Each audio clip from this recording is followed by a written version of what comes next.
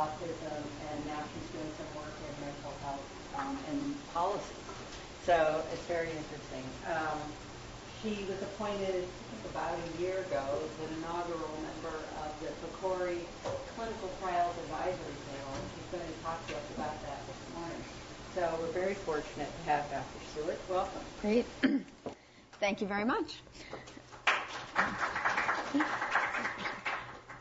It's really nice to be here. I live in D.C., so I often I want to make it to more of these 8:30 seminars than I do, but when I'm speaking, I make it. But it's always an interesting lineup. So thanks for the introduction and the invitation to come, and I'm hoping that this can be sort of a conversation. I have slides, clearly, but I really welcome comments and questions. And some of you in the room, I'm sure, have experience with PCORI or may even know more about PCORI in some ways than I do. So I'm going to sort of talk about my perspective and what I've been learning over the past really 9 months on the Clinical Trials Advisory Panel. And the talk basically, what I'm going to do is sort of give an introduction, and I'm going to assume that at least some people in the room might not really know anything about PCORI, so I'll start with the basics and then talk about this advisory panel that I'm on. I'll talk a little bit about sort of the ongoing work of the CTAP and sort of what we're thinking about and sort of some of the issues that PCORI have raised for us to help them with. And then I will also take some time to sort of talk about what I see, or sort of actually what Brian Luce sees as kind of current movements at PCORI, just in case that's useful for people as you're thinking about potential funding and future research projects. Those were based on so this is sort of going to be a combination of sort of some amount of just slides from PCORI, but with my own sort of take on them, and then some on sort of the CTAP and what we're doing. And again, I really welcome people. I gave actually a similar talk yesterday to a group, some of whom had really no experience with PCORI, and some of whom were funded by PCORI, and it was really useful because actually I said a few things that weren't even sort of totally true. I mean, the people sort of who had PCORI funding were able to be like, well, actually, they clarified some things, so that was great. So I welcome that again. Okay, so for those of you who don't know about PCORI, PCORI is the Patient-Centered Outcomes Research Institute. It was established as part of the Affordable Care Act in 2010. It's kind of an interesting thing because it was sort of started by the government, but it is not considered a governmental agency or organization. So it's like, I don't actually know what its status is. It's probably a nonprofit. But again, it's sort of in government, but yet outside of government. The goal for PCORI, and I have the whole mandate on the next slide, but the general goal is to set guidelines and priorities for comparative effectiveness research and conduct comparative effectiveness research, with a real emphasis on making that research as applicable and relevant for decision makers as possible, where decision makers might mean patients, providers, policymakers, insurers, whoever. And the funding, and I'll come back to this sort of throughout, it's funded in part through fees on Medicare and private insurers. And again, I'll come back to that because there's an important aspect of that funding that I think has implications for what PCORI is interested in and doing in the next few years. So this is the really long actual legislational mandate from the Affordable Care Act. Basically, sort of the purpose of PCORI is to assist in making informed health decisions, advancing the quality of relevance of evidence, research and evidence synthesis, and the dissemination of research findings. You can read the whole thing. This is PCORI's take on their mission. PCORI helps people make informed healthcare decisions, improves healthcare delivery and outcomes by producing and promoting high integrity evidence-based information that comes from research guided by patients, caregivers, and the broader healthcare community. And again, these sorts of ideas will come out sort of throughout. These are the 5 sort of priority areas that PCORI has laid out. Assessment of prevention, diagnosis, and treatment options. So this is sort of maybe what we think of as kind of traditional comparative effectiveness research of sort of option A versus option B, or prevention method A versus method B, that kind of thing. Improving healthcare systems. This is more sort of how should we set up delivery or financing systems? What are ways to enhance, say, collaborative care or sort of different healthcare delivery models? Communication and dissemination research, sort of how do we communicate the results and how do we disseminate the results of studies and help patients and providers know what to make of the results. A whole emphasis on addressing disparities in all sorts of areas of healthcare. And then finally, one dear to my own heart, which is accelerating PCOR and methodological research. Partly it's dear to my heart because there are very few funding agencies that explicitly fund methods research. And so it's really nice that they've sort of acknowledged, like, there are lots of gaps in methods and our understanding of what methods are good to use and sort of explicitly fund methodological research. And many people here at Hopkins have PCORI grants of all sorts, including methods grants. I'm not going to talk too much about that, the sort of methods area, but people can ask questions and whatnot. Okay, so a few things sort of just to put out there as we kind of go into this more is that I think there's a few really important things to keep in mind that distinguish PCORI from, say, a traditional NIH type grant that many in the room might be more familiar with. And again, some of this might be very obvious to some of you, but maybe somewhat new to others. So first, PCORI is very focused on getting stakeholder involvement in all stages of the research, including generating the research questions and determining what are the important priorities for, PCORI funding, basically, the conduct of that research, and the dissemination of that research. And so, for example, even in their methods grants, for the RFA to work on statistical methods, there's a piece where you have to either incorporate, quote, stakeholders, which might mean patients, or you have to make a very compelling case for why you don't need to do that, or sort of who the relevant stakeholders are for what you're doing. So, for example, Dan Sharfstein has a methods grant on missing data in clinical trials. For that one, I think he made the argument that, well, we don't necessarily need a patient, like a patient may be less relevant, but we're going to have providers and we're going to have physicians, we're going to have an advisory panel of sort of people who might be using and reading the results of this work. And there's just this real emphasis on this involvement throughout the whole research phase. The other thing that we'll come back to later is the stakeholder involvement in the selection of research topics. As we'll see as I go along, PCORI is moving more and more towards sort of what they're calling targeted research questions. And part of the way they generate those targets is basically anyone can just go online to the PCORI website and submit and say, I think, I have cancer and I'm struggling with this decision. I think a really important question is, should I do X or Y? And they sort of really make an effort to sort of be getting these diverse opinions and diverse sort of thoughts on what the important research questions are. And then they have a whole process for determining which of those should sort of move forward. And I'll come back to that. But that's this sort of stakeholder involvement is, I think, a very distinct element. Another distinct element is that PCORI operates through contracts, not grants.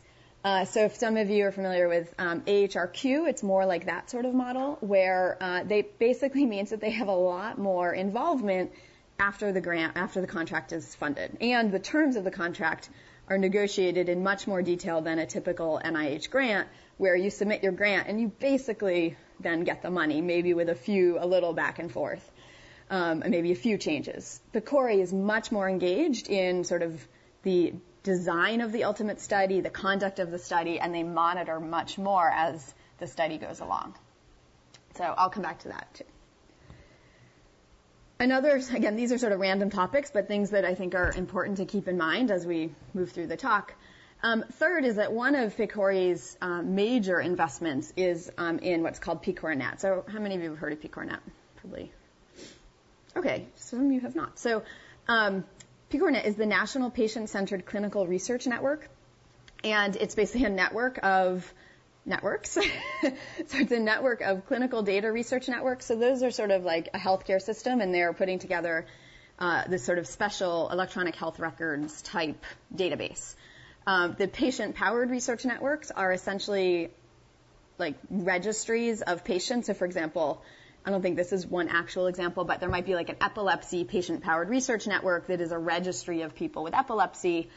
And the idea of this is that each of these networks, each of the CDRNs and PPRNs, follows a common data model that PCORNet has set out.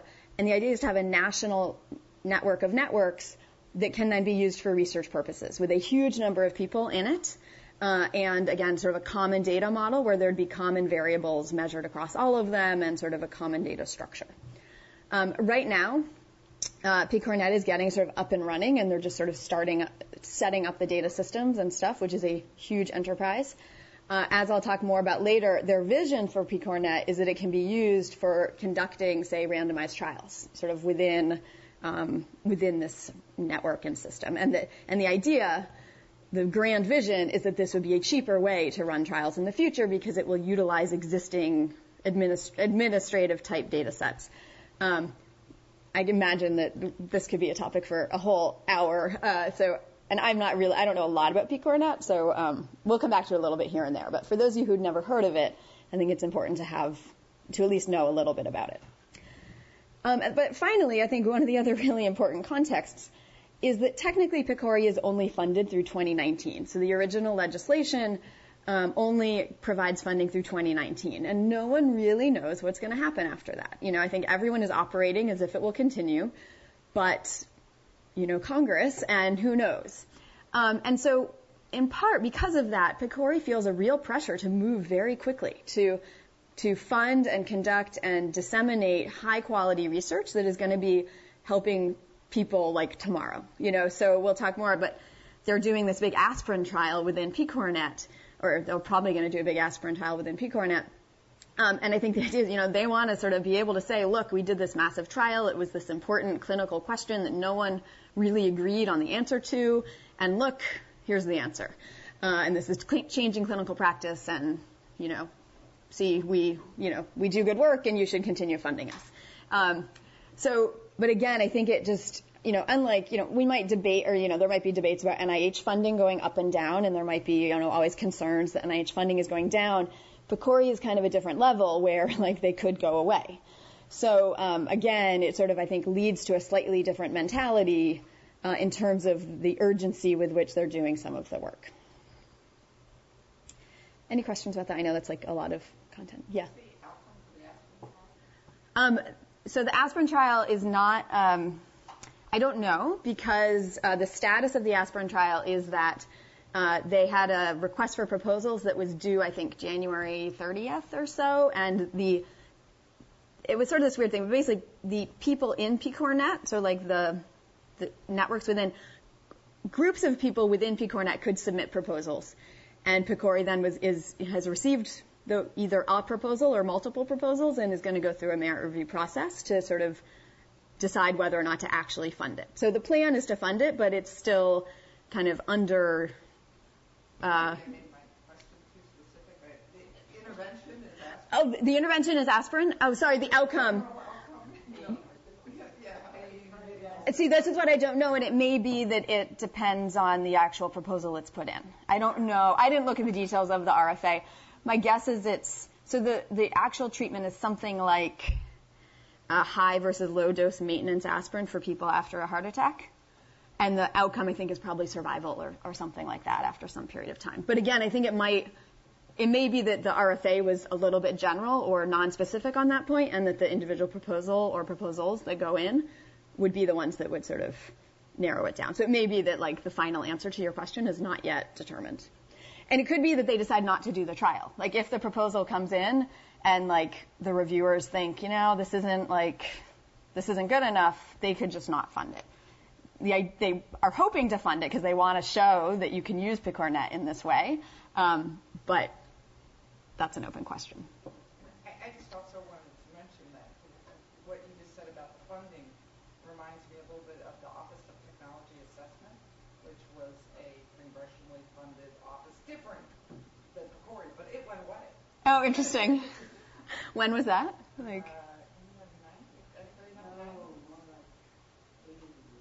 They're all still around, and they're fairly fair. I bet. Was it specific to healthcare or? Okay, interesting. Technology. I'll have to look that up. Right, interesting. Yeah. So is the funding through 2019 firm, or can that go away if Congress votes to overturn Oh, like in 2017, could it go away? Oh, that's a great question. I think it's firm, but I'm not positive. The other question that came up yesterday that I don't know the answer to is that PCORI is operating on all full cylinders, and like they're planning to keep funding. And I don't know if you get a grant in 2018, if that stops in 2019. I assume that the funding is like if you get a grant or contract in 2018 that you get all the money and you can continue even if PCORI goes away, but that's kind of weird. So it's all very, I mean, maybe it would just be that they would kind of taper. These are all very open. Well, I'm not privy to them at least, so these are good questions. Any other? Okay, so now I'll move to talk about the CTAP, the Clinical Trials Advisory Panel. So the CTAP was started last May. We had our first meeting last May, so like 9 months ago. And it was, interestingly, the original legislation founding PCORI mandated a advisory panel for clinical trials. And PCORI is now still working out, well, what do we need to do? Like, so they're sort of like, okay, we've established this panel, we've met the legislational mandate, but beyond like the sentence in the legislation, it's not totally clear exactly kind of what role the CTAP should or can play. In general, the broad vision is that the CTAP advises PCORI regarding the selection, design, implementation, and technical issues of clinical trials.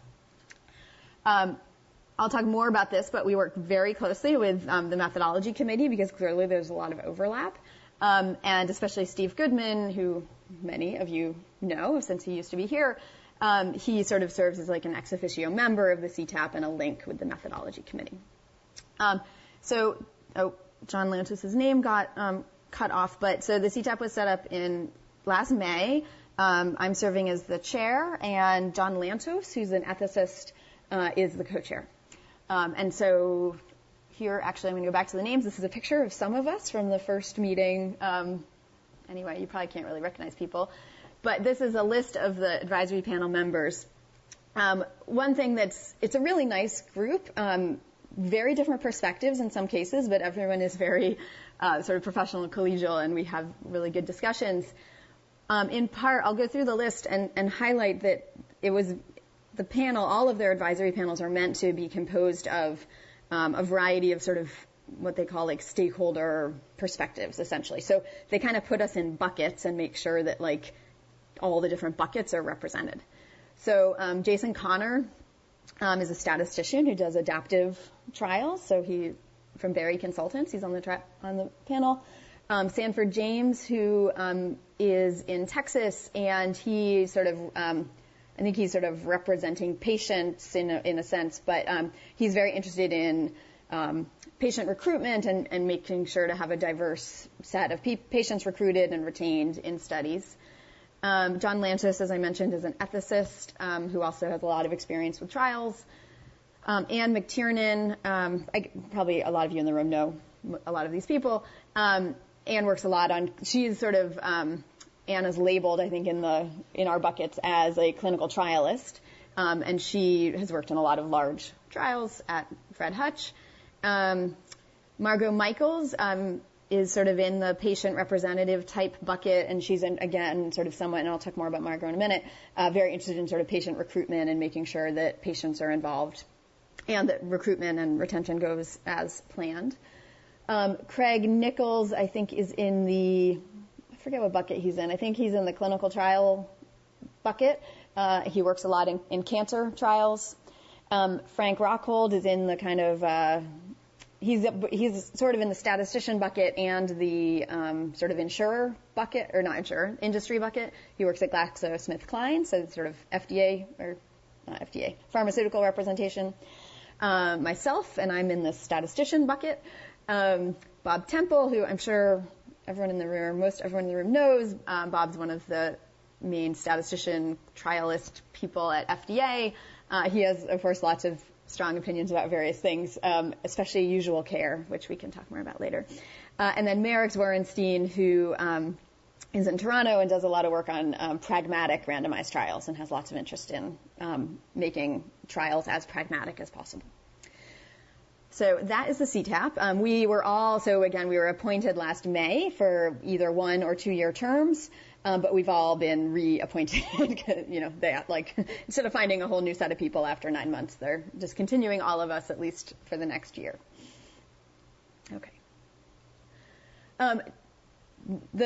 Just in case you kind of come across these people, the people at PCORI who are supporting the CTAP, or we support them, it's mutual, so Brian Luce is the Chief Science Officer at PCORI and oversees sort of the, quote, science, so basically most of the research.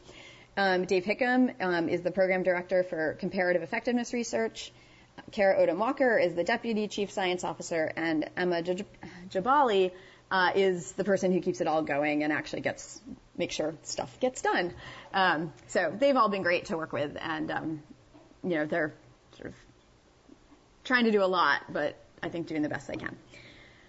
Okay, so I know Kay had asked me to particularly talk about sort of not just boilerplate PCORI stuff, but kind of what are the sort of some of the issues or things coming up. So I'll talk a little bit about the activities of the CTAP. So again, our overarching role is to provide advice. I guess I spelled advice wrong. It should be C, to PCORI on all aspects of trials. And again, in some ways, our role is still evolving in many ways. Like, we didn't come in with a list of very specific, here are the 3 things you need to do. It's been very much a sort of, well, what do we all think is important? What are PCORI's needs? And that is all still evolving. And in particular, there's some links and overlap with other entities in PCORNet and the Methodology Committee, which I'll talk more about. So the 2 things we've sort of tackled first, as just kind of a way to do something that would be useful, is 2 subcommittees, one on defining complex concepts and one on patient recruitment and retention, and I'll talk more about both of those. We were going to have a subcommittee on monitoring funded trials. In fact, we'd set it up, but then it turned out that PCORI was sort of moving ahead with other plans anyway, and that it became less relevant. And in fact, there were some weird legal things about DSMBs and in the end sort of ended up that it was better for them to stay more hands-off because of responsibility and stuff. So that's all on hold, and they're sort of handling it internally, I guess. Okay, so I'll talk a little bit about the subcommittee on recruitment, accrual, and retention, and this is really being driven by Margot Michaels. And the idea basically is, so in part these subcommittees grew out of conversations with program officers at PCORI about sort of what are the struggles that the currently funded studies are having. And one of the struggles, not surprisingly, is patient recruitment and retention. So the idea of this subcommittee is to start thinking about developing either guidelines or best practices, at least sort of resources to help study teams sort of to make sure that their recruitment is going as planned and actually keeping the types of patients that they want to. One other sort of piece of context is that I think partly what's happening is that sometimes a research team, like a grant, this is sort of outside the scope of my talk, but the merit review process at PCORI involves a different group of people than, say, an NIH review process. It involves patients and sort of a broader set of stakeholders. And I think there's some awareness that sometimes a grant might be seen as very deserving in terms of the general topic and the general idea, but they might not have the same experience with the actual conduct of, say, a trial. And so then the sort of concerns come up about things like recruitment. And so this is going to be an effort to sort of help those projects that maybe need a little extra help and support, figure out ways to sort of give them that support so that the eventual study can be successful. So it's sort of more of a balance of really good, there may be sort of more of a balance of really good research question and really good sort of fundamentals, but less strong implementation team. And so then the idea is can we help beef up those needs? Okay, so I'm going to go through this quickly just in the interest of time, but so some potential activities for the subcommittee are things like they probably would not turn into official methodology standards, but more, again, sort of guidelines or best practices. For example, another idea is in the funding announcements, include a new section that would really have to detail the operational capacity and feasibility to make sure that sort of what's being promised or to give more confidence that what's being promised can actually get done. And part of that, a new section that would also detail patient-centered recruitment and attention. Because again, I think part of the concern too is that people write these, you write a grant and you say, oh, I'm going to do this, and like, isn't it great? And we're going to enroll all these patients, and basically forcing applicants to put in more detail about exactly how they're going to do that and their experience in doing it in the past. And those sort of similarly have more attention to this in the merit review, and sort of make sure that the merit review takes into account sort of how feasible they think it really is for this research team to do what they say that they're going to do. And then post-award monitoring, again, because it's contracts, there can be more post-award monitoring, and the idea is to potentially have more checks on challenges that might be coming up with recruitment. For example, a way to develop sort of a red flag list where a program officer would sort of be able to sort of have some red flags that they're looking out for in terms of patient recruitment. And if sort of one of those pops up, there could be maybe advisors who could help struggling projects, or maybe like a recruitment toolkit that would help the PIs like figure out what they need to do to improve things. Question? Okay, so the other subcommittee is really, Merrick Zworenstein is the one sort of really leading this effort. And this committee has a really long name, Standardization of Complex Concepts and Their Terminology. But the idea basically is that right now, for example, PCORI uses the term pragmatic trial in multiple program announcements, RFAs, but without necessarily being very specific or precise about what's meant by that. And in fact, different RFAs might be sort of thinking about slightly different things. So this subcommittee is going to be thinking about like trying to establish language that would be PCORI-wide to just be more clear about what PCORI means when they say pragmatic trial, or when they say usual care, or when they say mixed methods. Those were the three terms that we sort of came up with first. I will note, though, usual care actually got off of our plate because it turns out that the PCORI board itself, so like, I don't even remember who's on the board, but some very, like Francis Collins, for example, the board itself is actually having conversations about usual care and the pros and cons of usual care as one of the conditions in a trial, and et cetera. So they sort of took that off our plate. Because, if we came up with something and the board didn't agree, it probably wasn't going to be very helpful.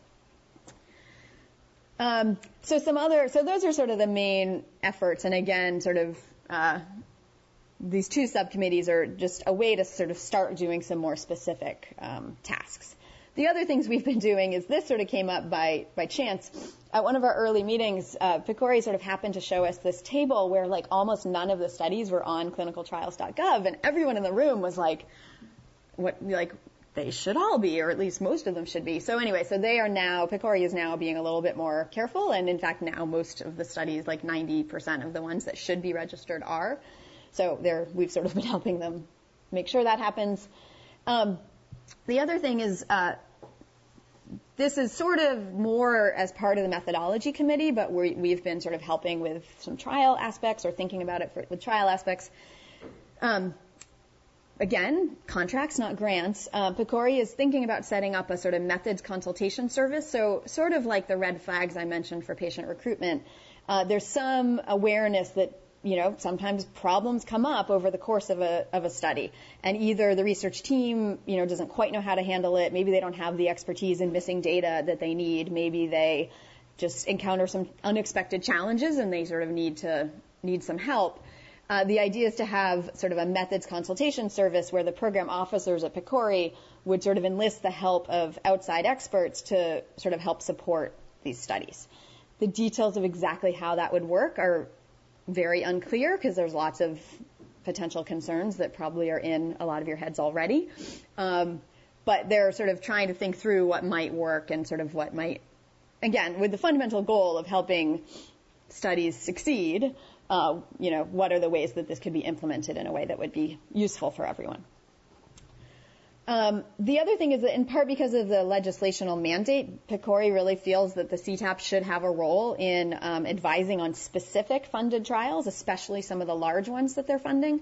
But again, our exact role in that is very unclear. There's already DSMBs for these trials. It's sort of not totally obvious exactly what our role would be. So this is sort of, again, something that is kind of ongoing, and it's sort of linked with the methods consultation service. The Rare Disease Advisory Panel, so there's another advisory panel called the Rare Disease Advisory Panel. They are very interested in issues specific to rare diseases and sort of what, that maybe your kind of traditional clinical trial can't be easily conducted in a disease where there's only 20 people with it in the country. So they sort of want help thinking through the statistical issues and design issues around that. Longer term, this sort of keeps popping up, but we haven't kind of quite gotten a handle on actually doing something. If any of you know the methodology standards, you might have noticed that there's no section on clinical trials. So there's sort of two things. One is one thing that might be helpful is a document that says, if you're doing a clinical trial, here are the methodology standards that you need to pay attention to. I mean, it's probably all of them, but sort of there would be some that are going to be more specific to trials. Second, there's holes in the methodology standards. And so there's sort of questions of, are there holes specific to trials that we could help the methodology committee sort of fill in? 2 points on that I just will make while I have the floor. So one is that one thing that helped me is Steve Goodman, and it's taken me a while to fully realize this, but the methodology standards, as Steve explains them, are really meant as the lowest bar. So I think that's something to remember, that they are meant as the lowest bar that any study should be able to jump over. They are not meant as here is the best way to do research. They are sort of here are the things that every researcher would sort of agree should be happening. And so that's why sometimes I think there's then a tension because you sort of see the standards and you're like, well, it doesn't say this or this or that. But again, it's sort of this minimum bar. On that note, one specific example of this, and again, this is where you can see sort of some of the role of the CTAPs a little unclear. One hole, for example, in the methodology standards is there's nothing on cluster randomized trials. So in fact, the methodology committee is convening a group in the next month or two to start thinking about cluster randomized trials. So they themselves, the methodology committee, are already moving in that direction. They've already identified that as a hole in the methodology standards and are starting to think about what could they do about that. So again, the CTAP is we have it sort of in our head that maybe at some point we can help with this kind of stuff, but at this point there's not an obvious thing for us to be doing. Suggestions are welcome. Okay, and so in this sort of continues that comment, which is that, again, sort of there's other groups at PCORI that are kind of thinking about similar issues as the CTAP. In particular, again, this methodology committee, and then also PCORI actually has a clinical trials task force, which are thinking about trial issues specific to PCORI. They're mostly, they have 8 different sort of aspects of that they're looking at, but we, as the CTAP, are sort of still figuring out exactly we want to, basically at this point, we're sort of staying in close contact with them to make sure that we're not duplicating efforts or coming up with contradictory conclusions or anything. So we're sort of just keeping in touch with all these different groups. Yeah, Dan. Sounds like the right place to ask this question, but it's occurring in my mind. So pressure can make diamonds, and pressure can also lead you to make some decisions early on that have consequences. We see this in metric and different kinds of things like that. Is your sense that because these are contracts and there's a lot of monitoring that these clinical trials are, that are in the field now are have any sense that they're actually, enrolling faster, that they're, than a typical NIH funded? That's a great question. I have no idea about the answer. Yeah, I would not even be willing to make a guess. So the question was basically PCORI wants to be doing things better, are they? Yeah. And I'm on a PCORI methods grant, this contract thing. I find it extremely annoying. Yeah. Yeah. Yep. Um, Yeah. No, it's a great question. And actually, I'm well, maybe we could I'm not sure. The question is who would fund this study. I'm not sure PCORI would want to fund it, but a study you could study NIH-funded grants, and you could study PCORI-funded grants, and yeah, you could look at various metrics of performance. Well, are the data about these trials public access, so you know the status of them? I don't think so. I don't think so. Once they finish, you could probably go back and get a lot of information, but I don't think it's public while it's ongoing. Is anyone in the room doing a PCORI funded clinical trial? Any comment on what I mean, I know they have detailed progress reports, but again, those are not public. Those are, yeah. Lana Stan said something. When you were considering the consultation team, what about just the people who I know who are applying for trials, if they're less experienced in doing trials, what about asking them to go to the Society for Clinical Trials meetings and subscribe to the journal? Because in my experience, a lot of people have great ideas but little experience. If you go to that meeting, it's solid methods. Mm-hmm. And I think after just 5 years, you'll start to get it, if not before. So Yeah, I don't know that they have 5 years to wait, though. I mean, I think what Steve... Yeah. But I think what Steve Goodman's, one of his ideas is almost like a matchmaking service. So the other, another thing, you could imagine linking up these teams that need some support with people who do have the expertise. And it may be that, that's a short-term, we need to increase the capacity of, the number of people, and that's, the 5-year plan. But maybe in the short term, we could at least, help them find a consultant or an advisor who can sort of at least help to some extent. So, we have that here through the CTSA, and many of us are Mm-hmm. on consultation with people from the hospital. And my experience is that when you're a consultant, you really advise on one little thing, and you still have people who know nothing about or very little about data management. Yeah. Right. I mean, the term consultant might not be the right, but maybe a co-investigator or a larger role, but trying to just, there's someone in, I don't know, Tulsa who has a really great idea, great patient pool, whatever, has sort of some of the elements, try to actually build a research team to help support them and help them make the connection with someone here or somewhere else that can sort of fill in the gaps that they have. I just want to ask, so right now I'm on this ad hoc PCORI group to review proposals that have already been through review, so it's like a secondary review to add advice. Yes. And why aren't you guys doing that? Why did they have another separate group doing Because there's only 10 of us. Yeah. Oh, okay. So there's. We just don't have time to be doing that. So that's essentially, yes. Basically, yes. That is one of the things they're doing. And we've had conversations about that and have helped them think through, so the idea is, this sounds a little crazy, but bear with me.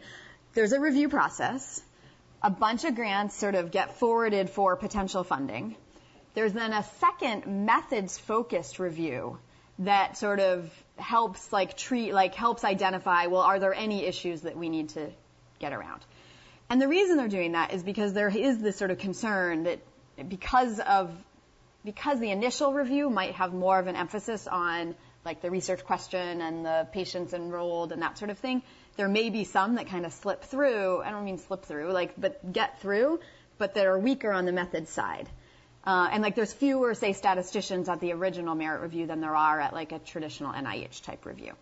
So this is a second stage, and the idea of it, in theory, I don't know how you would know more about how it's actually working, is that those would not be, it would be unusual for that to discover a fatal flaw. It's more that would sort of help tweak the design a little bit to improve the ultimate study.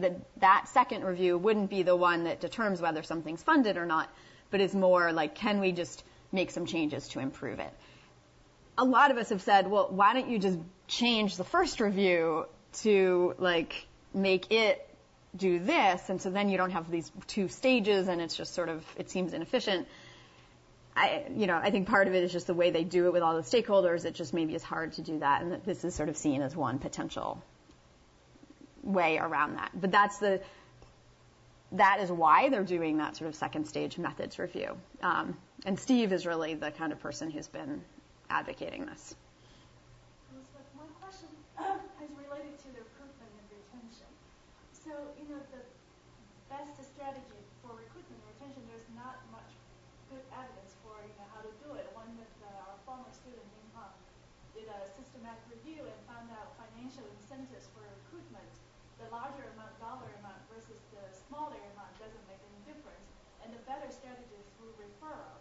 So she, came up with some evidence for recruitment, but I don't think she has done any for the retention part, or maybe there's not much evidence for retention anyway.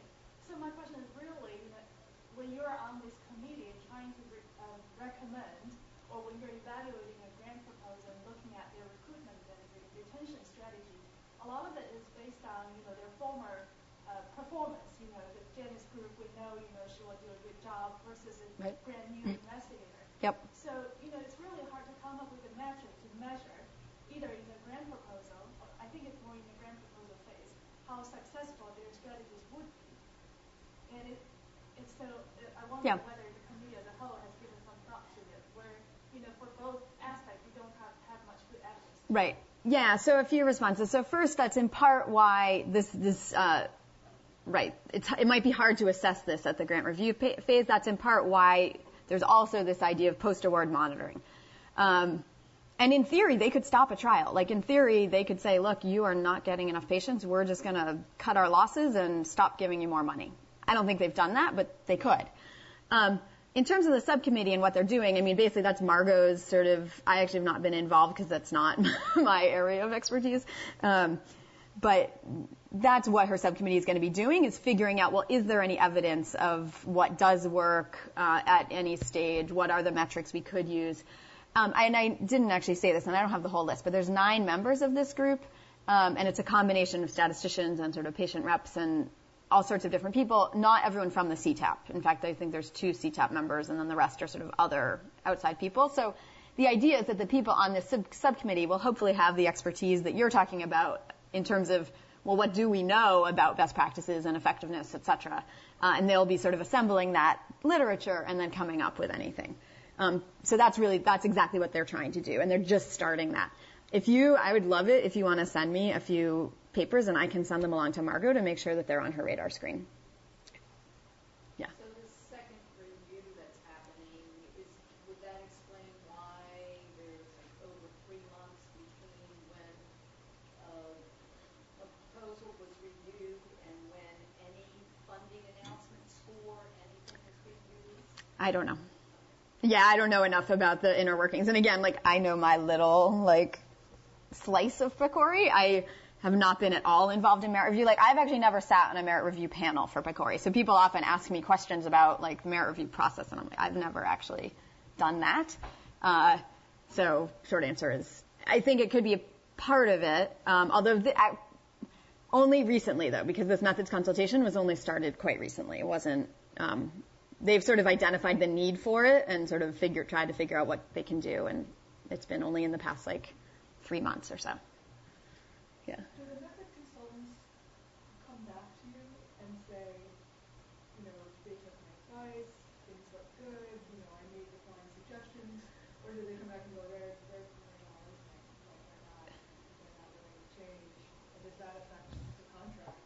So on this site, this methods consultation service, so this is not really up and running yet. This is they've identified this need and they're trying to figure out what is the best way to fill this need. So theoretically, actually the thing is though, all communication would go through the program officer.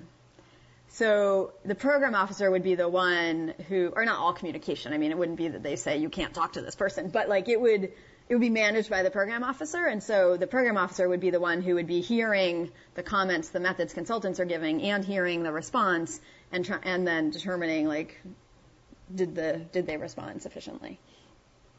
But again, total work in progress essentially. Again, they've sort of identified some needs and some ideas of ideally we'd like to help struggling projects. They've put some investment in. Are there ways to do that? And they have some ability to do that because of contracts rather than grants. But, yeah. Other questions? So I do want to take a few minutes. You're going to all have these slides. I think they're kind of transferring now. But I'll just quickly highlight a few things that I think are pretty interesting. So these slides are from Brian Luce's presentation that he gave at our day-long CTAP meeting. This was sort of this overview thing he did in the morning. And the main lesson, or the main point, is that actually we came up with a nice analogy for this yesterday. So people used to think of PCORI as that in the beginning they sort of had this sort of let every flower bloom strategy, like, submit anything and we're, sort of smallish. Actually, I'm going to skip to this. Sort of no restrictions on what you submit, and like we're just going to see what comes in and we're going to fund stuff that seems good. Over time, they've been evolving and they're moving much more towards much more larger studies that are more targeted on specific topics. So for 2014, so basically the idea is like they've sort of this is the analogy we came up with, they've let a whole bunch of flowers bloom. They've identified then some like clusters of studies that kind of fit together and maybe are on vaguely similar research topics. And they're now trying to think strategically about how to sort of build on that in the best way possible to sort of answer the next question. So they've identified, like now they have a bunch of tulips and now they want to sort of really help those tulips survive or sort of help build the tulips or the roses. But now it's not just a field of like any type of flower. They're trying to sort of narrow in on a few high impact ones. And so part of that, so now I'll go back a little bit. Are there any clinical trials that we know what the tulips are and the roses are? I think there might have been some on they have a whole bunch of non-trial studies too. But it seems like it's only been a couple of years. It has, yes. But I think they're using probably just how the fields have evolved, not meaning analogy with flowers, but, and so sort of identifying, so there's another slide in here that identifies, these are like the topics that they've funded. You can't see the x-axis, I'm sure, but these are like allergies and immune disorders, blood disorders, cancer. Like they can sort of identify, look, we have a portfolio. So they don't know necessarily the outcomes of the studies, but they know we have a portfolio of studies on 6 different things related to cancer treatment. Is there some way that we can sort of tie those together? And it may be the next funding is not another trial, but is more like, let's do now an evidence synthesis of the 6 that we've funded. And again, and maybe those 6 aren't done yet, but I think there's still ways you could potentially build on what's already happening, even if you don't know the final results. But that is the idea, and I'll come back to that. This sort of is a snapshot of sort of the categories of funding that they're making. This is for all studies, not just trials. Well, it excludes methods, but non-method studies. And you can see most of them are sort of treatment, comparisons of different treatment options. The one comment I want to make is that Brian mentioned in his presentation that the PCORI board has identified that prevention slice, which is 9% right now, should be bigger. So the PCORI board has said they want that 9% to get bigger. So just if you're working on prevention-related things, just keep that in mind because you might start seeing more opportunities for prevention-related funding from PCORI. This figure he used actually led to a lot of discussion at this morning meeting. But I'll just, take it, I will tell you what it is and then sort of leave it at that and we can discuss it later if we have time. We only have 10 minutes left. So the blue bars are the submitted topics across a whole range of topic areas. So like cancer, cardiovascular health, dental health, so almost nothing for dental, digestive disorders. The red bars are the funded projects. So PCORI was sort of using this as the fact that the red and blue pretty much line up as a sign that they are funding things that are seen as priorities by the people that are submitting research topics. So they sort of took this as like their funding priorities are in line with, their funding is in line with the sort of stakeholder priorities. This led to a lot of debate though, because then a few people stood up and are like, well, maybe that's just because the stakeholders are the same people as the ones doing the research and, take it for what it is. But again, basically, they are moving more towards a smaller number of larger studies. And in particular, they're moving towards a lot of these large pragmatic studies, not just trials, but they use the word studies. And they're going to have about 45 studies underway by late 2016. Actually, I have, this is a list of some of the examples of sort of ones that have already been funded or are sort of close to being awarded, and the topics that have been identified. So, for example, the fall injury prevention, fall prevention among older people, it's sort of jointly done by PCORI and NIA. That has been awarded. There's reducing hypertension disparities. There's an obesity treatment options in primary care, uterine fibroids, transitional care. This is the PCORNet one, this optimal maintenance aspirin dose with coronary artery disease. So these are like topics that they have this whole process that I don't even really know much about for identifying what should these big questions be, and then they're kind of moving towards funding sort of, okay, we want a study on fall prevention. We want a study on whatever, obesity treatment. When it says administered by another institute, does that mean the other institute is also putting the money? I don't know I don't know about the funding. I don't know how the administration works behind the scenes. So basically kind of more and more, I think PCORI is going to be moving towards these sorts of things where they say, here, we want to study on X. Which may mean that, it's going to be important to get involved in the research priority setting phase more so than we normally think about for funding agencies. Okay, PCORNet we've already talked about. They're hoping to use it for studies in real-world settings, and the grand vision is that it will take less time and be less expensive. That is yet to be seen. Okay, I think I've sort of said all that. So basically, again, sort of to conclude, PCORI, as we've sort of been hearing about, is a very different type of funding agency than NIH. Again, contracts rather than grants, and then they sort of have much more say. And I think a lot of it is driven by this sort of need to show, like, they want to do very high quality work. They also want to show some sort of results by 2019, and, they're just trying, I think they are sort of still trying to find their footing in many ways. They have some really big ideas and lots of plans. They also are, there's only a finite number of people, and, they're trying to sort of figure out how to sort of do everything with the resources that they have and the staff that they have, and et cetera.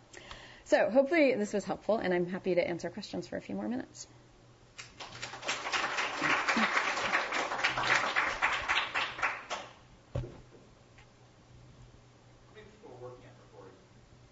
It's a great question. I have no idea.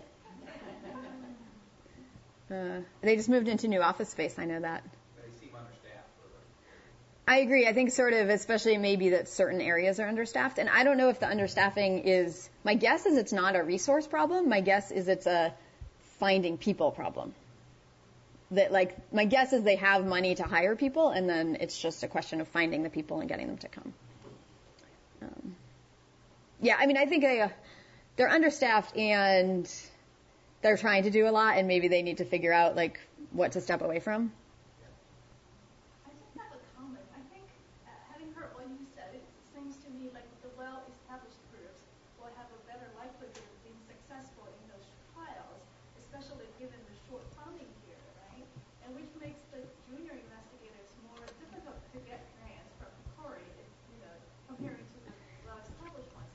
So I was wondering if the panel or the committee has considered, training grants or, how to build the capacity for the junior people, not only, in the school public health type of setting, but also across the street, Right. in those medical schools and Right. hospitals where, all the investigators have great idea, but lack Right. capacity to do the trial properly. I think that's a great question, and I have a few sort of thoughts and responses. First, oh my gosh, I'm totally blanking on the first thing I was going to say in response. Training, yeah, short answer is yes. I think, like, some sort of training component is important. One thing they're doing, and I only know about this because Jody Siegel put in the application, and some of you in the room probably know about it. They did put out an RFA for, like, training modules about the methodology standards. But those are going to be, like, they want, like, a box with an 8-week session on here's what you need to know about the methodology standards. That's very different from here, really training to then be able to carry things out. I know the comment I was going to make is they're not doing away with the small studies. Like, there's still going to be smaller studies. I think there's just going to be fewer of them. So, right, they're still going to be potentially harder to get. I think this is a really good point, and it's something I have thought about there, and I've talked about like Gary Rhodes. Like, we need more people who have the methodological expertise to do trials and to design and analyze them, etc. And if PCORI wants all this really high quality work done, one long-term way to do that is to increase the supply of well-trained people. I don't think it's on their radar screen right now. I think they're looking in the short term, not the long term. But I can certainly raise it. And I just let you know that our asthma group, which we're well established, and we get rejected every time.